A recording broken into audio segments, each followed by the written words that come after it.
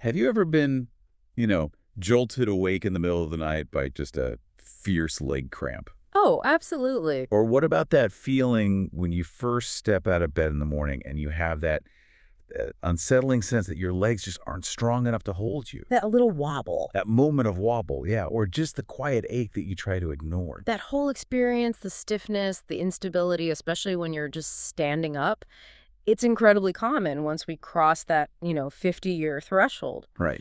The source material we've looked at for today frames this challenge really clearly. It's just a biological reality that after 50, we start losing muscle mass. At a pretty consistent rate, A too. very consistent rate, something like 1 to 2% every single year. And that cumulative loss, well, that leads directly to instability, to joint strain, and it really increases the risk of falls later in life. You hear a statistic like that and you just realize that um, casual activity, like just taking a walk, it's not really enough to fight that. No, that muscle drain needs a targeted intervention. And that's really the mission of our deep dive today. We're going to unpack a specialized guide, which is heavily inspired by the work of a Japanese physical therapist. Yeah. And his whole premise is, I mean, it's revolutionary in its simplicity. It really is. The idea is you don't need a complicated gym membership, you don't need heavy equipment or hours of free time. We're looking at just three remarkably simple exercises. No equipment needed. And they take, what, about 5 minutes a day total? Exactly. So we're going to explore the wall sit, the forearm plank, and the chair squat. And our job here is to give you the precise science behind why these specific moves are so effective. For strengthening your body and crucially for protecting those vulnerable joints as we age, it's basically the ultimate shortcut to feeling strong again. Okay, let's unpack this then. Starting with what I know is just the biggest everyday pain point for so many people, aching knees. The source material warns that 70% of people over 50 are making a fundamental error when they try to build leg strength at home. What is that mistake? Why is it so damaging? Well, the mistake is trying to do traditional fast-paced squats. Just going up and down really fast. Exactly. When you perform a regular dynamic squat, you're putting this continuous, heavy pressure on your knees while the joint is actively moving. Right. Now, for a younger person with, thick elastic cartilage, that friction is manageable. But if you're over 50, your cartilage is often thinning. That repeated movement under load, it just causes continuous wear on those vulnerable surfaces. So the problem is the friction, the constant movement. That's the problem. And this is where the Japanese therapist breakthrough idea comes in. Instead of movement, he proposes a static hold, the wall sit. And that's where the magic is. We shift from a dynamic exercise to an isometric one. Isometric, I've heard that term, but what does it actually mean in this context? It's simple, really. It just means equal length. But what's fascinating here is why this is so much better for protecting joints. In an isometric hold, your muscle fibers contract. They create immense tension So they're working hard. at maximum capacity, but the joint itself remains totally motionless. So you're telling your body to build massive strength, but you're doing it without creating that risky friction inside the knee joint. Precisely. When you hold that wall sit position, your big thigh muscles, your quads, and your glutes, they tighten significantly to support your entire body weight against gravity. And that forces the muscle to maintain density. Right, it fights that annual muscle waste we talked about. And because the joint isn't moving, that thin cartilage is completely protected from compression and damage. It's strength building with built-in injury prevention. I had never considered the friction-free advantage. That's a critical piece of knowledge. Yeah. Okay, so let's talk technique. How do we do this correctly to make sure we're, maximizing that muscle contraction but keeping the knees safe? You start by standing with your back flat against a solid wall. The key is to position your feet correctly. They should be about 16 to 20 inches, maybe 40 to 50 centimeters away from the wall. Then you just slide down like you're lowering yourself into an invisible chair. You go until your thighs are parallel to the floor. And the really important form check here. The crucial thing is making sure your knees are positioned directly over your ankles. They must not go past your toes. That alignment is what locks the knee safely in place. And what about the timing? I know when you first try this, the shaking starts almost immediately. It can feel really punishing. Well, that shaking is just your muscle fibers activating, and that's actually a good sign. It means they're firing up. Okay, good to know. The prescription is simple. Hold for 20 seconds, rest for 10, and then repeat that whole sequence 3 times. You don't even need a stopwatch, you can just count. And the source mentioned the improvement is really fast. It's rapid. Many clients who maybe could only do 10 seconds on day 1 were able to hold it for a full 30 seconds comfortably after just 5 days. That quick improvement is so important for motivation. The guide also has some really compelling stories about how this translates to daily life. It truly does. They mentioned a 62-year-old woman in Osaka who's done just 2 minutes of the wall sit every day for 10 years. Wow. She cycles all the time, and despite her age, has never had a fall. She credits her stability entirely to this one simple static routine. And there was another one, a 56-year-old woman. Yes, her sister. After only 2 weeks of morning wall sits, she was able to stand and cook for 2 hours straight without that agonizing lower back pain or the numb legs she used to get. That's powerful. Yeah. It shows that consistency, even in a non-moving pose, it rapidly restores the endurance part of your functional strength. Mm-hmm. So we've protected the knees, boosted leg endurance, but even with strong legs, if your core is shaky, Yeah. you're still vulnerable to balance issues. Exactly. And that brings us right to the next big challenge. Yeah. Core stability. We've all been there, right? That near stumble when you twist to reach for something on a high shelf. Or that little moment of dizziness when you stand up too fast. That loss of balance accelerates pretty quickly after 50, and the root cause often isn't something you can see. It's deep, hidden core weakness. In the entire midsection. The entire midsection, your abdominals, your lower back, and all those supporting hip muscles. When that central foundation is weak, even simple twisting motions can cause an injury. And that's why the second exercise is the forearm plank. Now, the word plank, I know it can conjure up these images of marathon gym sessions. It can feel really intimidating. Right, like you have to hold it for 5 minutes. But this methodology is safety first. It's focused on short, controlled bursts.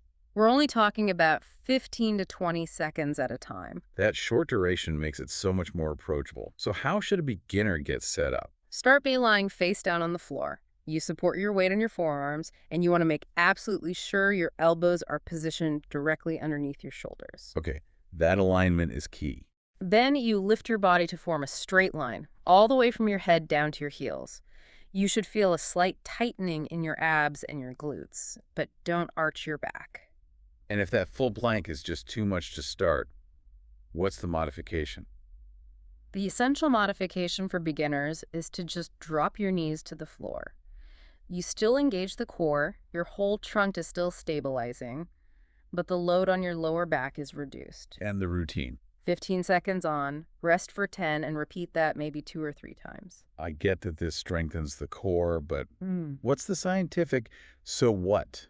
Why is a plank better for fall prevention than, say, just going for a walk? What's fascinating here is that the plank activates your deep stabilizing muscles, specifically the ones called the transverse abdominis and the internal obliques. The ones that are often just dormant during normal activities. Completely dormant during walking or jogging. These deep muscles, they act like an internal corset. When they're strong, they provide 360-degree support to your spine. So stronger deep core muscles directly translates to standing more steadily. Exactly. It means less risk of slipping on a wet floor because your center of gravity corrects itself instantly. It fundamentally improves your posture, preventing that slouching or hunching. And that support system dramatically reduces lower back pain because your spine isn't just hanging there, it's being held firmly. That support is so critical for daily comfort. I also noticed the progression timeline is very clear. Oh, yeah. Week 1 is 2 sets of 10 to 15 seconds. Week 2, you bump it up slightly to 3 sets of 20 seconds. And after week 3, you just maintain a maximum of 30 seconds per set. So no need to push beyond that. No, there's really no need. The benefit plateau hits pretty quickly because you're maximizing that tension. And we see immediate results, like with the story of Mr. Ha, who was 64. Right. He used to get wobbly or dizzy whenever he stood up fast. He reported feeling, and this is a quote, "Something inside has tightened up after just 2 weeks of short 10-second planks." That tightened up feeling, that's the core kicking in. That's it. It's improving his proprioception, your body's sense of its position in space. The critical safety tip here for all these exercises is always breathe. Never hold your breath during a plank, as that can spike your blood pressure. An excellent reminder. Okay, so we strengthen the knees and stabilize the core. Now for the movement that really defines our independence. Just getting up. Mm-hmm. Let's talk about the third exercise, the one that reclaims true functional independence, the chair squat. What's the big warning sign this exercise addresses? The warning sign is relying on your hands. If you consistently need to push off your knees or use your hands to lever yourself up out of a chair, your body is sounding a very loud alarm. What's it telling you? It means your primary engines for movement, your glutes and your big thigh muscles, are weakening so much that they can no longer generate the power for a simple vertical lift. And when those primary muscles fail, the burden just gets shifted, right? It falls disproportionately on your knees and hips, which leads to chronic pain and faster wear and tear. Your knees end up taking double the pressure. And that's where the chair squat comes in. Why is it so effective? It's brilliant because it's founded on what's called the mimicry principle. The idea that if you want to improve a specific daily function, you should practice that exact function. Precisely. It mimics the single most necessary action you do dozens of times a day, standing up from a chair. By repeating this, your body starts a process called motor learning. It relearns the correct, efficient way to stand without using your hands. And at the same time, it's strengthening the exact muscles you need for walking, for carrying things, for climbing stairs. We're training the power center that propels us through life. Okay, let's nail the technique here. You need a sturdy chair, definitely one with no wheels. Sit upright, good posture, with your feet flat on the ground, about hip width apart. You can stretch your arms forward for balance, but do not use them to push off. So all the power comes from the legs. All of it. The key is to push powerfully through your heels and engage your glutes and thigh muscles to stand straight up. Then, and this is important, slowly, with complete control, sit back down. That slow, controlled descent is just as crucial. And what if that gets too easy? What are the tips for increasing the challenge? The easiest way is to just eliminate the rest phase. So instead of sitting all the way down, you just lightly touch the chair with your glutes before immediately standing back up. So you maintain constant tension. Constant tension. Or, for some light resistance, you could hold a 500 milliliter water bottle in each hand. And the recommended plan is very approachable. Oh, very. 3 sets of 10 reps with 30 seconds of rest in between, 5 to 6 days a week. We're talking 3 to 4 minutes of total effort. 3 to 4 minutes to reclaim your functional power. That is an investment worth making. The transformation stories here were really motivating too. They really show how quickly this can work.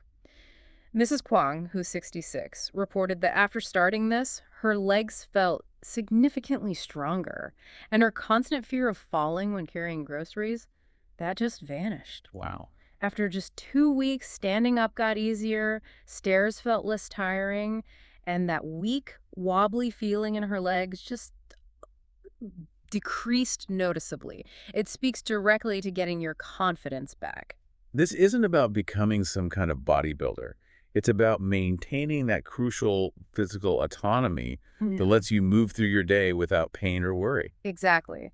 These exercises are all about function, the ability to stand, carry, climb, and just move without pain. They're addressing the specific needs of an aging body with simple, targeted solutions. So let's bring all this knowledge together. We've covered the 3 foundational moves you can do in minutes. Bah! The wall sit for static strength and protecting the knees. Based on that isometric principle. Forearm plank for deep core stability and preventing falls. Targeting those essential stabilizing muscles. And finally, the chair squat for reclaiming functional power and independence by by retraining your body's primary engines. And the core message from the source material, really, it's about consistency and patience over high intensity. The body is incredibly resilient. It will start to rebuild muscle fibers if you just maintain this regular tension and movement. It really confirms that it's never too late to start. Never. The secret recipe for long-term strength isn't some radical lifestyle overhaul. It's simply 5 minutes a day, 5 or 6 days a week. And this knowledge is so relevant because it's a direct solution for eliminating those persistent daily pains, the lower back ache, the numb legs, that wobbly feeling, all the small things that quietly steal your independence. These methods really do offer a proven shortcut to feeling functionally youthful and strong again, but without the cost or the complexity of a gym or some overwhelming online routine. Which leads to a final thought. If these three simple, no equipment, short duration exercises can deliver such significant, verifiable improvements in strength and balance just by mimicking daily actions like sitting, standing, and stabilizing, what does this imply about the relationship between simplicity and longevity in our physical maintenance? Hmm. Perhaps the most effective maintenance plan isn't the most complex or the most intense, but rather the one we can actually easily and consistently sustain, day in and day out for the rest of our lives. That is an excellent thought to sit with. And perhaps to stand up from, powerfully. Give that 15-second plank a try tonight. Your body will thank you for the newfound support.